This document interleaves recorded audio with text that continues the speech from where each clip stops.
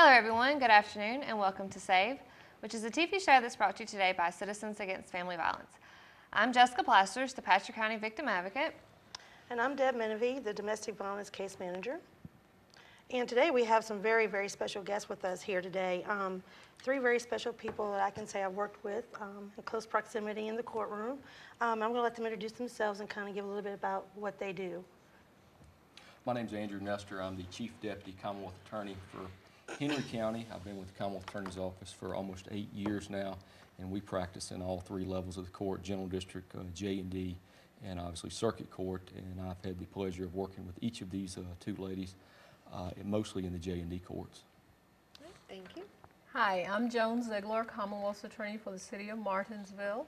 I have been in office for 15 years and 5 months, and I am looking forward to being re-elected in November. Most definitely. For another 15 years, right, Joan?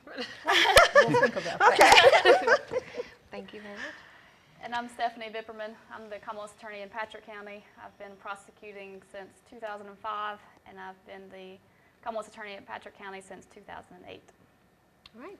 Well, thank y'all all three very much for coming on the show today and helping us talk about this topic we're going to talk about today. Today we're going to, I know y'all prosecute a lot of different kind of cases, but today we're going to focus more on the sexual assault cases, if that's okay. All right. So if y'all don't mind, I'm going to ask each one of y'all, and it might kind of be similar, but what is your approach with working with victims of sexual assault and pertaining to sexual assault cases? So I'm going to start with you. Be glad to. Again, thank you for having us here today. Anytime you have a sexual assault case, obviously it's very difficult, whether it's a juvenile or an adult. And the approach we normally take in our office is, obviously each case is different, but a generalized approach is we want to meet with that victim as soon as we can. If the case has criminal charges that goes with it, we want to meet with that victim very soon, sit down and start talking with this victim and develop a rapport. Because obviously you're talking about very sensitive subjects, and chances are you've never met this person before. It's the first time you've ever seen them, they've ever seen you. And it may be difficult the first time to sit down and talk with them about something of this nature. Most definitely. And the more you talk with them, the more you meet with them, that relationship deepens and they're able to easily talk to you. And ultimately, the goal is being able to easily talk to a judge or a jury when that case comes up for trial. And it may take several meetings, sometimes months, just to get to that point. Building that rapport is very important to understand, because when we do trainings, we try to talk to other allied professionals about, how hard it is to sit and talk about something that just happened to you. So we kind of throw it out there and we'll say something like, what'd you have for dinner? That's very easy to say. Then you ask somebody, what was your last sexual experience about? And of course they're like, what? Do you want me to answer that? So we try to get them in that same mind frame of the victims, that's how they feel talking to us about such a traumatic event that just took place. So I can understand building that rapport and getting that out there early. That's correct. Sometimes we'll actually meet with a victim once or more and never even talk about the incident. Exactly. Just to establish that rapport and relationship. That's good. Very good. All right, Ms. Joan. You've got 15 years here, so I know you probably have many approaches. It is something that varies. As Andrew said, it depends on the victim, it depends on the circumstances, and it depends on that person's background in a lot of ways. So getting to know the person, especially with a child, you have to move very slowly with both adults and victims, adult and child victims, but getting to know that person and letting them feel comfortable with you. And sometimes we may start out with one person who we think would be good with that child or adult, but it turns out that that rapport is there. And in some cases, although you may have a female victim and think that it would be better to have a female prosecutor, some women may feel better with a male prosecutor because they feel safe. Wow. They feel like this male will help protect them. So until you sit down with that person, you never know what is going to work with them, and letting them talk if you can get them to do that. Right. But once you do establish that rapport, you need to keep the same person on that case, even if it takes a couple of years. So we try to do that from beginning to end. Once we establish who the prosecutor is going to be, then we can always stick with that case. Now, normally with children, I have a really good rapport because I'm willing to get down in the floor with them, Play with them. play dolls with them, do baby talk with them, whatever it takes to pull out of them what we need to get out of them, and then just get their mind off of why I'm here, who are these people, why are they asking me all of these questions. But teenagers too, we're talking about children and adults, and sometimes we don't think about teenagers being children. They're these mini adults, but in a lot of ways they're struggling to move from being a child into the adult world, and their sexual experience will be shaped sometimes, unfortunately. Their first sexual experience will be while we're in court, and that is going to have a long-lasting impact, so counseling is also a necessity, something that I can't do, so we may have to bring in other professionals.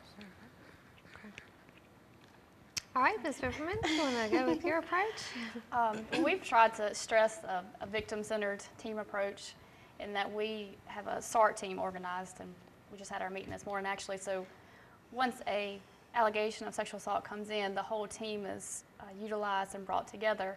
That includes our police investigator, a child protective services investigator if it does involve a child victim, a prosecutor, our sexual assault advocate from Citizens Against Family Violence, That would be Jessica. and our victim witness director. So we all get together and we discuss the allegation, we discuss the background of the victim and potential suspect, and we try and outline how the investigation needs to proceed in order to both reduce the trauma to the victim and also increase the likelihood of a successful prosecution. So that's how we approach it from the very get-go. And at that point, as the investigation proceeds, we just keep adding to what needs to be done. How can we strengthen this case? How can we make this easier on the victim? We also eventually meet the victim as prosecutors if we decide to go to trial, to start prepping them for trial as well. And as Ms. Ziegler and Mr. Nestor said, we meet with them multiple times. First to introduce ourselves, our role. We walk around the courtroom just to try and get them comfortable with being there with us.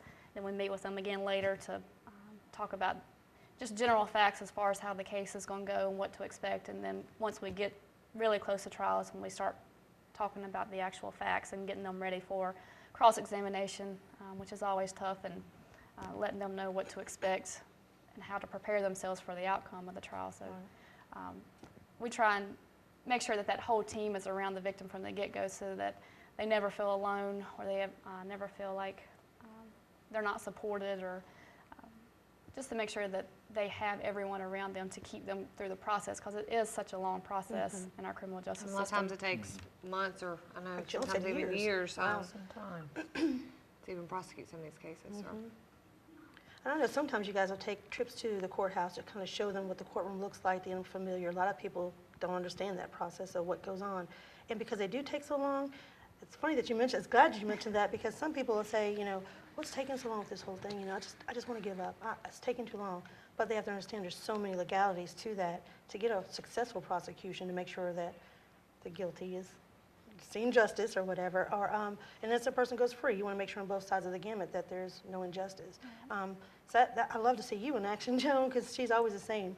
I don't care if she's upset, happy, it's always Joan. You know, we can always know what to look forward to. With children, the adults, whomever. I work with you, and I've seen you in action, and I've certainly seen you in action daily at the courthouse. But our roles, and a part of that, and working with you all, is getting people comfortable to meet you.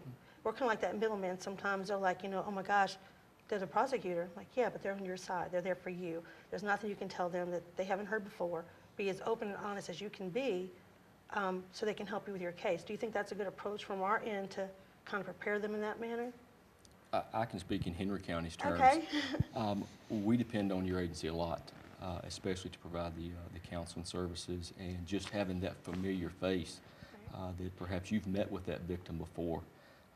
You know their story, and just having a familiar face in that room, helping them along to say it's okay, you can talk to this person, especially if you're dealing with children. Definitely. That they know and understand that we're on their side and we're there to help them through the process. Okay. So usually, and sorry to get off track a little bit, but when it's children, someone else usually interviews them before y'all interview them, correctly? Right? In Patrick County, I know. yes. Well, I know how ours works in Patrick County. Usually, law enforcement or Right, there's an social official law services. enforcement or child protective services interview before I actually meet with them and start to prep them for trial. Okay. So usually someone else meets with them beforehand, and if it's going to go to trial. Typically in Henry County, it's investigated by a law enforcement officer, or we get a report from social services that goes to the sheriff's office or state police, and it's initiated that way. All right. So where are the interviews taking place at? At the police department, or is there a center for them that, for children that they use? I know. I think that varies, so I'll let Stephanie start, Yeah, we're because gonna- she has the process already in place. Well, Rocky Mount has the Southwest Virginia Regional Child Advocacy Center, and it's actually certified, or accredited, excuse me. There are lots of different guidelines that it has to meet in order to be accredited. But because it's so far away, we adopted a lot of their guidelines and kind of created our own in Patrick County.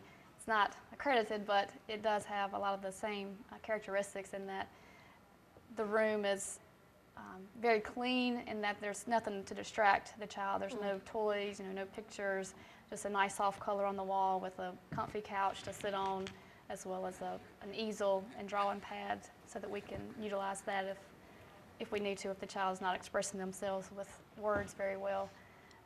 The same thing is at Rocky Mount, with the added convenience of having the hospital right beside it, so that if a sexual assault medical exam, forensic exam is needed, they can do both the interview and the medical exam all on the same day within walking distance of each other. So we're very blessed to have that center, at least somewhat close by. But like I said, in Patrick County, we do have our own area of the interview room that is behind a one-way mirror, so that the other team members can sit behind the mirror while the trained investigator is doing the forensic interview, as well as a waiting room for the advocate and the family to wait during the interview. And we're in the process of developing what Stephanie already has, but I think Andrew and I will be using the regional facility more in Rocky Mount, Very nice and maybe facility. start I've been there. utilizing the one in Patrick County. good. But Martinsville doesn't have the money to establish its own advocacy center, so we will take advantage of what is already in place. Most definitely. I mean, Rocky Mountain facility is very nice. I've been in that one as well, so it's definitely a very nice And one thing I facility. wanted to add, when we were talking about the people who are involved with the child, not in all cases, but in some cases I found that the child is so traumatized that I do not want to introduce anybody else into the Right. system after the child is already established. So I will bring in the defense attorney That's good. at some point later, once we've established that rapport with them. Before going to court, I want them to meet that defense attorney, know who that person is, so that when they see them in court, it won't be the first time. Right. Right. Well, that's great. I mean, that's a really good idea too. Especially, I mean, them meeting someone new, right? And that person's usually not going to be, not mean to them, but not too awfully nice. I mean, they're going to be asking them questions that they're not going to want to answer. So at least they have an understanding of who that person is. And We have good prosecutors too. I've seen a lot of them work with the children. They're very, they have to ask direct questions, but they're very tenderhearted when they're asking, I mean, the defense. Defense attorney, I'm sorry. Yes, they ask age-appropriate questions to them Most where they can definitely. understand, and they use a lot of care when they're trying to do that, so. We have good Right. people. No, I didn't mean they were mean to them. I just mean that they're not going to, well, anyhow, we're not go there. Okay. All right, so do y'all see, so there is a big difference with working with adults and children then, most definitely. I mean, that would make a lot of sense. So as far as the prosecution process, is it any different? The process is not any different in terms of how it goes through the system. Still do interviews and all that stuff? Yes. Same way? The way that you would handle that child is obviously different. First thing you got to look is their age. What background do they have? How are they going to be able to communicate to you? Are you dealing with a child that's 4 to 5 years old? Or are you dealing with Attention span is someone, definitely not there at that age. or are you dealing with someone who may be 16, 17 years old? What we have found sort of rings true most of the time is sometimes a young victim, a very young victim, is very apt to talk to you. You get a 12, 13, 14-year-old victim and they don't want to talk to anyone Right. about anything. And it's very difficult sometimes with children to even get them to talk. And as Joan pointed out, that's why it's important. You take these kids to the courtroom, you let them see what it's like. We let them sit in the witness chair. We show them where the jury may be sitting, where we're going to be sitting. And you get that kid calm, and once they start talking to you and open up, you're on to something. That's good. I've noticed some of the children here, their lingo and their dialect is a lot different than, of course, ours. And, you know, you talk to their parents and you see a lot of it comes from the home setting. So we've kind of learned our own, I guess, I hate to say ebonics, but our own, kind of break that ice Yeah. and say they may ask you this word versus that word, but it means this. And we have found it kind of helped us out a lot to open up with these children and get them to open up with us and kind of get on their level. You know, they have their own way of communicating, and I have learned very fast how to text because they all use that lingo, you know, and for me to get through whatever it takes to get information or make them feel comfortable with meeting you all, I'm going to definitely do that. So that's what we try to do too, reach them on their level, whatever age, so we can break that ice and get them in there and get the proper help and legal counseling that they need from you all. And I've found in several cases, it's very cute that you ask the child, well, where did he touch you? I can't say that word. Mommy says I can't say that word. So you have to have mommy tell them it's okay to tell her Right. this word. So some of the special things that the child has been reared not to Yes. say or not to do or not to show someone. Right. So using dolls Yeah. is sometimes a necessity Yep. because they will not say that word in court. They will not say it anywhere. Right. And you can use dolls to say, show the judge Exactly. what he did or she did to you. Right. And that's really good. So Wow. they actually use those in the courtroom too, so that works really well. Even a lot for of teens. a lot of them have Sometimes- named it something else, and Yes. And we You don't tell know them what to Lulu just, is to or just call it whatnot. what they ordinarily call it. Right, and we try to let you guys know too, they tell us something different. We've worked with Children's Medical Center, and we've had a doctor say, you know, the kid came in and said, you know, Mr. Winky's hurt, and he's like, well, Mr. Winky will be fine, thinking it's a stuffed animal, and it's really the child's private area. So we once we learn those words, we kind of like try to pass them on to someone in your office, like, hey, Mr. Winky's really, you know, his private area. So that kind of helps us too, so we can understand their lingo, so we can pass it on to you guys once again, so we're all on the same page with these families and helping most them. definitely. So as far as older sexual assault cases, not meaning older as in age, but older as in happened in the past, and someone just now coming forth with it, are those cases are usually probably harder to prosecute or a different process at all? By no? They're very difficult to prosecute. I could because imagine that. I didn't mean to ask that obviously, way. the sooner it's reported, the better. The stronger our case is. Doesn't mean we can't prosecute them, doesn't mean we can't get a conviction, but it is, obviously it's difficult because you don't have any physical evidence. If they come forward years later, you don't have that perk kit to garner physical evidence and present. Wow. And in this day and time, people want physical evidence, Definitely. and it's difficult. Everybody watches CSI. And they get it done in one day, and they get those all these. shows- 30 minutes. Yeah. Well, an hour. Oh, an actually, hour, but, okay. yeah. Obviously, that's not how it works Right, in definitely. real life. DNA takes a long time to extrapolate and get results back, but without those, I mean, it makes it difficult unless you have some other corroborating evidence. A confession always helps, but Yes. we like to have something more than a he said, she said, if we can at all possible. What are the statute of limitations, I'm sorry, of a sexual assault case? Is there a statute? It depends on whether it's a misdemeanor or a felony. Oh, okay. If there is a misdemeanor, you have a year to get it filed. If it's a felony, there is no statute of Oh. limitations. Okay. Continue, Joan, I'm sorry. Well, what I was going to say is that there are a lot of times when I have decided not to go forward with a case because it would do the child more harm than good, and I know there's no chance of getting a conviction. Gotcha. So I'm not going to put that child through going to court, putting all of this private information before a judge, Definitely. traumatizing the child, and never get a conviction. Right. So there are things that happen. We believe the child. We think it happened, but we have to weigh whether it's better for the child not to go through this public process and end up with no conviction, or if it's worth taking it, if there's a protective issue, letting it be known that this person hurt the child before. Some of those things will come into weigh on whether we go forward or not. Right. I know it's got to be a really hard decision to make in a lot of cases, especially with dealing with children. You want to see somebody definitely get in trouble for what they've done, but that has to be a hard decision to make. Sometimes it's very difficult to make. It's very difficult, especially as Joan pointed out, if you really believe in your heart that something happened. And what's equally as difficult if you have a child that won't speak to you, that won't tell you what happened, and you know something happened. Right. And it's difficult Or to get it recanting. out of them. Or recanting too, is that part of it too? The Sometimes they frustration? will. They'll do that? Yeah. Out of fear sometimes, or just, Sometimes out of fear, sometimes out of confusion. gotcha. And sometimes because they've been told that if you do this to daddy or to mommy, they're going to have to go away and you'll never see them again. Oh, So wow. they don't want to be the reason the family is broken apart. Exactly, that's a good point. And as Joan pointed out, we obviously take that into consideration as well, as how much trauma is this going to cause the child? Is this child later in life going to look back and say, it was because of me, daddy or mommy's in prison?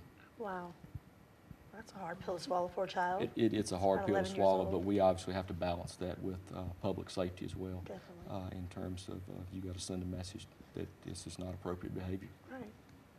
Right. Well, y'all, we've about reached our time limit here, so we're going to have to take a commercial break in just a minute. But I personally wanted to thank all of y'all for coming. I know y'all have very important jobs and roles in the community, and definitely could be doing something a whole lot more important than this. This so is I thank y'all important. We're getting I mean, information very out. important. Yeah, I just mean that for them taking time out of their day to come here. I really appreciate it myself, and on behalf of our agency, we appreciate y'all being here. Thank you You're for having welcome. us. And thanks for working with us too, so closely as you all do, and giving us our role there in the courtroom, helping you guys out, or helping our clients out and victims out. We thank you for that as well. So it doesn't go unnoticed. Thank you for having us You're there. very welcome. All right, we'll Thank be you. right back.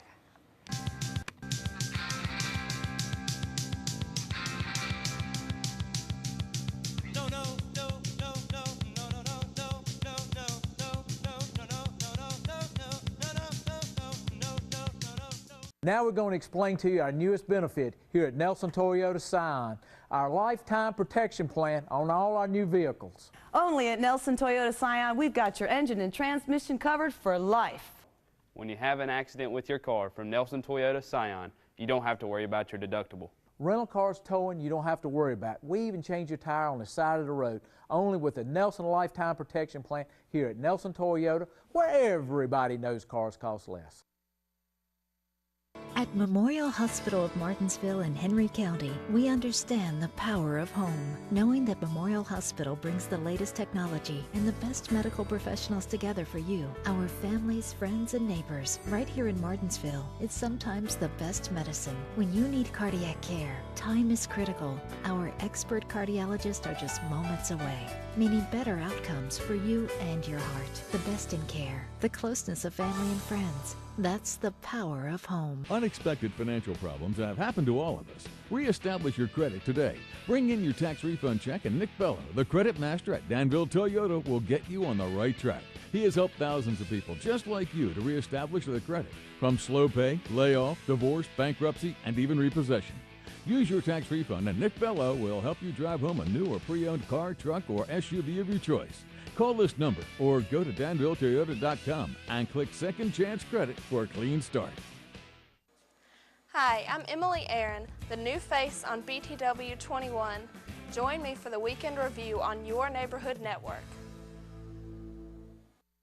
My staff and I and Freddie would like to invite you into our office. We realize that most people that come into our office take a bunch of pills for their pain. At our office, we get to the cause of your problem. If you're having back pain, neck pain, arm or leg pain, headaches, or been involved in a car accident, we can help. We don't want you to suffer. We want you to get relief. Need a standing seam or 3-foot wide metal roof for your home, farm, or business? Max Kendall Lumber and Tin makes 20 colors of 45-year American-made metal roofing for all your needs. Max Kendall Lumber and Tin meets or beats anybody's prices on tin. They also have a full line of package buildings and storage buildings. Max also carries rough, dressed, and treated lumber that you can't find anywhere else. And also, he has a drive-through lumber yard. Stop by one of Max Kendall's locations in Axton, Danville, Stokesdale, Lynchburg, or Roanoke. Or call them toll-free at 888-434-2825. Or check them on the web at maxkendalllumber.com. When you have an accident with your car from Nelson Toyota Scion, you don't have to worry about your deductible. Rental cars towing, you don't have to worry about. We even change your tire on the side of the road, only with the Nelson Lifetime Protection Plan here at Nelson Toyota, where everybody knows cars cost less.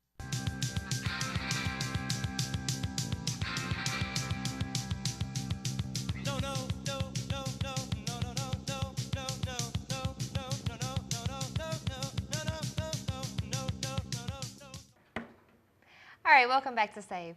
Now, we only have a quick, I think like 2 minutes, so I gotta make this really quick. But every week at the end of the show, we've been giving a step to the healing journey. And this week we're on step 5. Over the past couple of weeks, step 1 has been building your support network. We've went into depth, talked about that. Step 2 was understanding that it's not your fault. Number 3 was identifying your personal boundaries, which are really important in this type of situation. And step 4 is writing your story. A lot of times that helps. We tell a lot of people to write journals, and journaling helps a lot. And step 5 actually today is maybe writing a letter to your abuser. Whether you deliver it or not. Sometimes just writing that letter, just telling them exactly how you felt about the situation or what has happened. And and whether you deliver it or not, like I said, it's completely up to you, but sometimes just writing that letter, telling them what they did to you, how it hurt you, how it made you feel, and how it continues to make you feel. So today, that is step 5 of the healing journey, and sorry to cut it short, but we've got to go. We have our wonderful guest on the show today, and we're very thankful to have all the Commonwealth attorneys, well, those 3 Commonwealth attorneys on our show today. So stay safe. Today. I know, and Deb had to join me again today. It's been quite a while since you've been up here, so glad to have you. And everyone stay safe, and we will see you next Tuesday. Bye.